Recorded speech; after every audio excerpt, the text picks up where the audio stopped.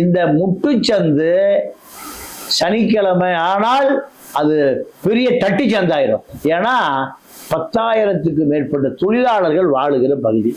சனிக்கிழமை சம்பளம் வாங்கிட்டு எங்க வந்துருவான் சார்? அந்த இடமே சிக்கன் ஹெட், ஒரு கோழியோட கழுத்து மாதிரி ஹெட். ஒரு மீட்டிங் போடணும், இல்ல ஒரு பிரச்சார பொதுக்கூட்டம் ஏதோ ஒண்ணு நடத்தணும்னா என்ட்ரி பாயிண்ட்டை விட எக்ஸிட் பாயிண்ட் தான் போலீஸ் அபிஷியல்ஸ் பார்ப்பாங்க.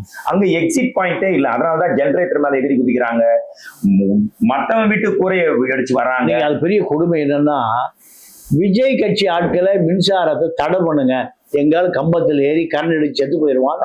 இவர்களே மனு கொடுக்குறான். நீங்க வம்படியா எதை டிரான்ஸ்பார்மர், அதாவது செந்தில் பாலாஜி செய்ய வேண்டிய வேலைகளை அத்தனையும் தாவாக்காரனா பண்றான், விஜய் ஆட்களே பண்றான். நாங்க ஜெனரேட்டர் வச்சுக்கிறோம், ஜெனரேட்டர்ல எலக்ட்ரிக் ஷாக்கா அடிக்காது, நம்ம மரத்து மேலே ஏற மாட்டான், பனை மரத்து மேலே ஏற மாட்டான், குரங்கா மாதிரி எல்லா பக்கம் ஏறிடுவான்.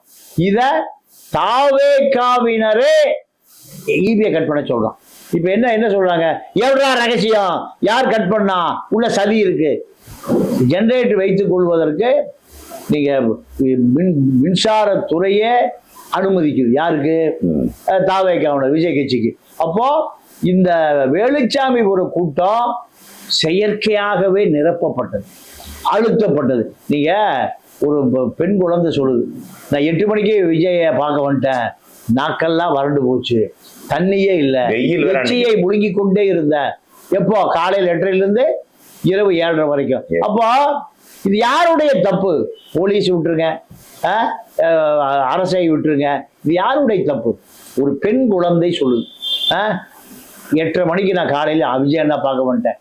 ஒரு தாயும் மகளும் இறந்து போனவங்க, அவங்க உறவினர் சொல்றான், எல்லாம் காலை இடம் பிடிக்கணும்ல,